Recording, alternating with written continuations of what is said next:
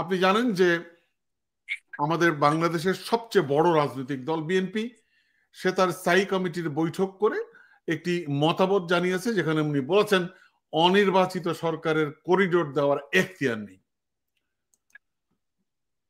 আমি আপনার মন্তব্য জানতে চাই, আসলে আমরা কি যুদ্ধে জড়িয়ে যাচ্ছি কিনা, এবং পাশাপাশি পাকিস্তান এবং ভারতের যুদ্ধ যুদ্ধ পরিস্থিতি আমাদের ঠিক মানে ঘাড়ের উপরে শোয়ার হচ্ছে। আপনি আপনার মন্তব্য জানতে চাই এ বিষয়ে। ধন্যবাদ টিটো ভাই। তো আসলে নোবেল বিজয়ী অর্থনীতিবিদ ডক্টর মোহাম্মদ ইউনূস তিনি শান্তির মানে কথা বলবেন, এটাই তো আমরা এক্সপেক্ট করি। এবং তার মতো ব্যক্তি যুদ্ধের কথা বলবেন না, সেটা আমাদের এক্সপেকটেশন। কিন্তু অত্যন্ত আতঙ্কের সাথে আমরা লক্ষ্য করতে পারছি যে রিসেন্ট টাইমসে তিনি কিন্তু যে ধরনের কথাবার্তা বলছেন, তা থেকে মনে হচ্ছে যে তিনি হয়তো একটা যুদ্ধ হোক বা যুদ্ধের মতো একটা প্রেক্ষাপট তৈরি হোক, তিনি হয়তো সেটাই কামনা করছেন। কারণ তা না হলে কিন্তু কয়েকদিন আগে আপনি দেখেছেন যে এয়ারফোর্সের তাদের যে একটা অনুষ্ঠান, সেখানে গিয়ে কিন্তু তিনি এ ধরনের একটি কথা বলেছেন যে আমাদেরকে সবসময় প্রস্তুত থাকতে হবে। তো এই যে তিনি যে প্রস্তুত থাকার কথা বলছেন, এখন প্রশ্ন হচ্ছে যে কেন প্রস্তুত থাকার কথা এই মুহূর্তে তিনি বলছেন। আর তিনি যেভাবে বলেছেন তা থেকে কিন্তু আমাদের মনে একটা আশঙ্কা জেগেছে যে তাহলে কি তিনি কি একটা যুদ্ধের দিকে দেশকে নিয়ে যাওয়ার চেষ্টা করছেন কিনা। তো এখন মূল বিষয়টা হচ্ছে যে আমরা ডক্টর ইউনূসের কাছ থেকে কিন্তু আসলে যুদ্ধের দামামা বাজুক এ ধরনের কথা চাই না। তাকে আমরা শান্তির দূত হিসেবে দেখতে চাই। এবং তার যে লাইফের অ্যাচিভমেন্ট, আপনি যদি তার প্রোফাইলটা খেয়াল করেন, যে তিনি তার লাইফে তো আসলে আর প্রাপ্তির কিছু থাকতে পারে না। তিনি লাইফে সব পেয়েছেন, সব ধরনের খ্যাতি পেয়েছেন, সম্মান পেয়েছেন। তিনি দেশের একটা অত্যন্ত ক্রাইসিস মোমেন্টে দায়িত্বভার গ্রহণ করেছেন। একটা সুষ্ঠু নির্বাচন আয়োজন করে তিনি চলে যাবেন, এটাই আমাদের এক্সপেকটেশন। কিন্তু সেই মুহূর্তে দেখা যাচ্ছে কি যে তিনি বা তাকে কেন্দ্র করে যে মানুষগুলো রয়েছেন, তারা চাচ্ছেন যে ডক্টর ইউনূসকে আরো দীর্ঘমেয়াদে ক্ষমতায় রাখতে। আর সেই দীর্ঘমেয়াদে ক্ষমতায় রাখতে গেলে তাদেরকে কিন্তু এখন আসলে ওই দেশকে যুদ্ধের দিকে ঠেলে দেওয়া ছাড়া কিন্তু অন্য কোনো উপায় নেই।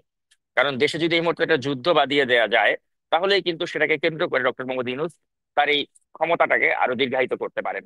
তো সেজন্যই হয়তো এই যে আপনি যেটা ইউএন থেকে বলা হচ্ছে যে রাখাইনে যে একটা করিডোর দেয়া, তথাকথিত কি মানবিক করিডোর। এখন কথা হচ্ছে যে অন্যদের প্রতি এত বেশি মানবিক দেখাতে গিয়ে আমরা কেন আমাদের নিজেদের সর্বনাশ ডেকে আনবো? কারণ আপনি দেখুন যে আমরা এই মানবিকতা দেখাতে গিয়ে কিন্তু পূর্ববর্তী সরকার, যাকে আমরা বলি ফ্যাসিস্ট সরকার, সেই ফ্যাসিস্ট সরকার শেখ হাসিনা, তার একটা নোবেল পুরস্কার প্রাপ্তির একটা আকাঙ্ক্ষা ছিল। এবং তার সেই নোবেল পুরস্কার পাওয়ার আকাঙ্ক্ষা থেকেই কিন্তু সে, আপনি দেখেছেন যে রোহিঙ্গাদেরকে দেশে ঢুকতে দিয়েছিলেন। এবং তিনি বলেছিলেন যে আমি এত কোটি মানুষকে খাওয়াতে পারি, তাহলে এই কয়েক লাখ রোহিঙ্গাকে খাওয়ানো তো কোনো ব্যাপার না, খাওয়াতে পারবো। এই যে তথাকথিত মানবিকতা শেখ হাসিনা দেখিয়েছিলেন, এটা কিন্তু তার একটা নিজের ব্যক্তিগত স্বার্থেই তিনি করেছিলেন। কিন্তু দেখেন যে আজকে কিন্তু সেটার কনসিকুয়েন্স কিন্তু আমরা জাতি হিসেবে ভোগ করছি। যে আজকে আমাদের প্রায় 13 লাখেরও বেশি রোহিঙ্গা কিন্তু এখানে ঢুকে গেছে এবং আরো ঢুকছে প্রতিনিয়ত। এবং কয়েকদিন আগে একটা কথা বলা হলো যে 1,80,000 রোহিঙ্গা নাকি ফেরত যাবে। একটা পুরা পুরা একটা ভুয়া একটা কথা। কোনোভাবেই রোহিঙ্গা ফেরত যাওয়ার কোনো সম্ভাবনা নেই। এবং আমরা যে এই যে এদেরকে এখানে রাখছি, আমাদের নিজেদের নিরাপত্তাকে আমরা ঝুঁকির মাঝে ঠেলে দিয়েছি। এবং পাশাপাশি দেখা যাচ্ছে যে এ থেকে কিছু এনজিও যারা রয়েছে, তাদের কিছু আখের গুছাতে পারছে যে তারা এদেরকে সাহায্য সহযোগিতা দেওয়ার নাম করে দেখা যাচ্ছে যে প্রচুর পরিমাণে তারা ডোনেশন পাচ্ছে বিশ্বের বিভিন্ন দেশ থেকে। তো এনজিও গুলো তাদের একটা রমরমা ব্যবসা হচ্ছে এই রোহিঙ্গাদেরকে এখানে রেখে। কিন্তু কথা হচ্ছে দিন শেষে আমাদের বাংলাদেশের জনগণের বা আমাদের যারা জনগণ রয়েছে বা ট্যাক্স পেয়ার রয়েছে, তাদের কি লাভ হচ্ছে? এবং এই রাখাইন এই যে আরাকান যারা রয়েছে আর্মি, তাদের সাথে বিরোধে গিয়ে আমাদের লাভটা কি? আমাদের তো ব্যক্তিগত কোনো লাভ নেই। তো এখন এই যে মানবিক করিডোরের কথা বলা হচ্ছে, এই মানবিক করিডোরটা হচ্ছে একটা টোটালি আসলে ভাওতাবাজি আমি মনে করি। এটা হচ্ছে আমাদের উপর একটা চাপিয়ে দেওয়া। এখানে মার্কিন যুক্তরাষ্ট্র তারা চাচ্ছে তাদের একটা বার্মা অ্যাক্ট, সেই বার্মা অ্যাক্টের বাস্তবায়ন তারা করতে চাচ্ছে। এবং তাদের এই বার্মা অ্যাক্টের বাস্তবায়ন করার জন্য তারা বাংলাদেশকে বা বাংলাদেশের জনগণকে কিন্তু বিপদের মুখে ঠেলে দিচ্ছে। এখন কথা হচ্ছে যে আমার দেশের যিনি দায়িত্বে থাকবেন, এই মুহূর্তে ডক্টর মোদী ইউনূস রয়েছেন, তার কাজ হচ্ছে আমার দেশের জনগণের স্বার্থটাকে প্রোটেক্ট করা, দেশের জনগণের ইন্টারেস্টটাকে প্রোটেক্ট করা। তা না করে তিনি যদি ওই মার্কিন যুক্তরাষ্ট্রের তাবেদারি করেন বা মার্কিন যুক্তরাষ্ট্র তাকে যা বলে দিচ্ছে বা শিখিয়ে দিচ্ছে সেটাই তিনি বাস্তবায়ন করেন, এবং তাকে যদি এই জন্য অ্যাসুরেন্স দেওয়া হয়ে থাকে মার্কিন যুক্তরাষ্ট্র থেকে যে তুমি ক্ষমতা আরো দীর্ঘায়িত করতে পারবে, আমরা তোমাকে যেভাবে বলি ওভাবে করো, এবং তুমি এখানে মানবিক করিডোরের মাধ্যমে তুমি ওই যারা মায়ানমারের যে সামরিক বাহিনী তাদের সাথে বিরোধে জড়িয়ে যাও, আর আমরা সেই বিরোধের ক্ষেত্র বানিয়ে দেবো আমাদের দেশটাকে।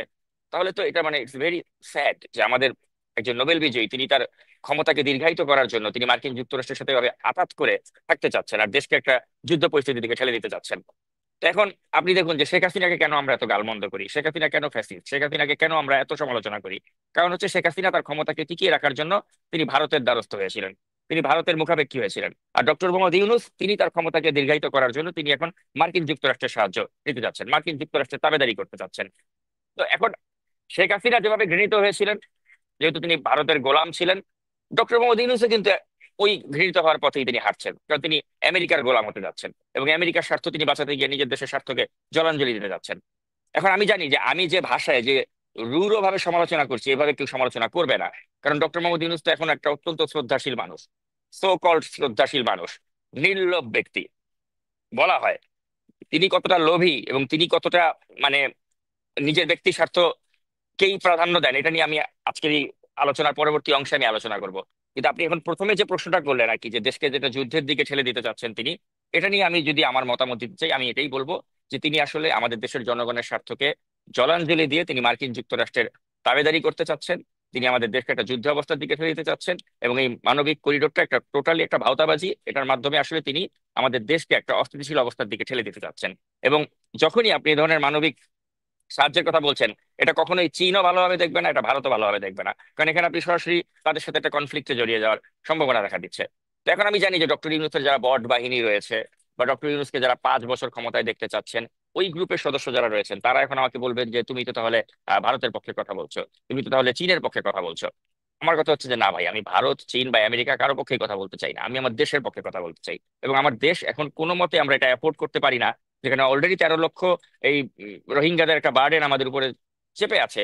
তার মধ্যে যদি এখন আমরা এই আরাকান বাহিনীকে সহায়তা করতে গিয়ে, আরাকান আর্মিকে সহায়তা করতে গিয়ে আমরা যদি আমাদের দেশের রিসোর্সকে ব্যবহার করি, আমাদের দেশ আসলে এত এত বড় লোক আমরা হয়ে যাইনি। আমাদের দেশের এখনো অনেক জনগণের মানে সীমিত আয়ের মানুষ রয়েছেন যারা অনেক অর্থ কষ্টে রয়েছেন। আমাদের দেশে ওই ধরনের রিসোর্সও নেই, আমাদের ওই ধরনের ক্যাপাবিলিটিও নেই। কিন্তু এখানে জাস্ট একটা ডক্টর ইউনূসকে ক্ষমতায় রাখার জন্য যদি আমাদের দেশের অর্থনীতিকে আমরা বিপর্যস্ত করতে চাই, দেশকে যুদ্ধ পরিস্থিতিকে ঠেলে দিতে চাই, এটা কোনো অংশেই কিন্তু দিন শেষে আমাদের জন্য ভালো হবে না। তো সেজন্য আমি মনে করি যে এই যে একটা সিদ্ধান্ত তিনি নিয়ে ফেলেছেন ইতিমধ্যে, তিনি একটা এমন সরকার যিনি জনগণের ভোটের মাধ্যমে কিন্তু বসেননি।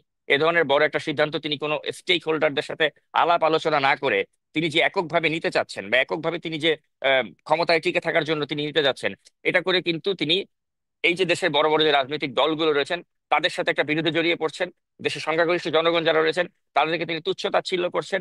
এবং তিনি ওই একই কথা বলে যাবেন যে আমার ম্যান্ডেট তো হচ্ছে ওই জুলাই গণ অভ্যুত্থানের ম্যান্ডেট। হ্যাঁ, আজ থেকে 8 মাস 8.5 মাস আগে আপনার ওইটাই ছিল ম্যান্ডেট, যে জনগণ একটা গণ অভ্যুত্থানের মাধ্যমে আপনাকে বসিয়েছে। কিন্তু গত 8.5 মাসে আপনি যে কার্যকলাপ করেছেন, জনগণের একটা সংখ্যাগরিষ্ঠ অংশই এখন যদি আপনি এটা ভোট করেন, তারা কিন্তু বলবে যে আমরা ইউনূসের উপরে ক্ষুব্ধ। এবং ডক্টর ইউনূস এখন নিজেকে ভালো দেখাবার জন্য তাকে ওই আশ্রয় নিতে হচ্ছে যে যারা জনপ্রিয় কিছু ইনফ্লুয়েন্সার রয়েছে, জনপ্রিয় কিছু ইউটিউবার রয়েছেন, তাদেরকে তিনি নিজের পক্ষে এনেছেন।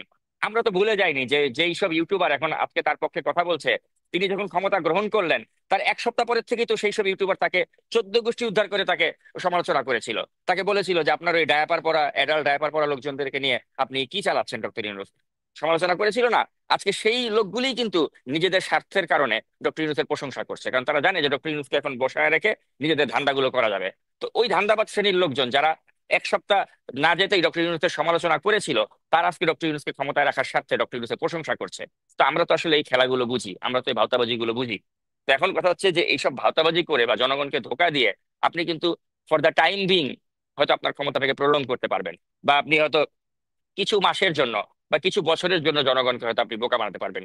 কিন্তু at the end of the day আপনার কিন্তু এই ভাওতাবাজি গুলো বা আপনার এই এই অপরাধমূলক কর্মকাণ্ড এটা কিন্তু জনগণের কাছে ধরা পড়বেই, এবং আপনি ঘৃণিত হবেন এবং আপনার পরিণতি কিন্তু শেখ হাসিনার চেয়েও নিকৃষ্ট হতে পারে। তো সেজন্য আমি ডক্টর মোদী ইউনূসকে বলবো যে আপনি যে একটা শ্রদ্ধার জায়গায় আসছেন, সেই শ্রদ্ধা থাকতে থাকতে, মান থাকতে থাকতে আপনি কেটে পড়ুন। আপনি এ ধরনের দেশে উস্কানিমূলক কথাবার্তা বলবেন, আপনি দেশকে একটা যুদ্ধ পরিস্থিতির দিকে ঠেলে দিবেন, আপনি ওই বার্মা অ্যাক্টের বাস্তবায়ন করার জন্য আপনি মার্কিন যুক্তরাষ্ট্রের সাথে আতাত করে আপনি আমার দেশকে বা দেশের জনগণকে একটা ক্রাইসিসে ফেলে দেবেন, ওই অধিকার আপনাকে কেউ দেয়নি, ওই ম্যান্ডেটও আপনি পাননি। অতএব ডোন্ট ডু দ্যাট, এবং ইফ ইউ ডু দ্যাট আপনার বিরুদ্ধে কিন্তু জনগণ রাজপথে নামতে বাধ্য হবে।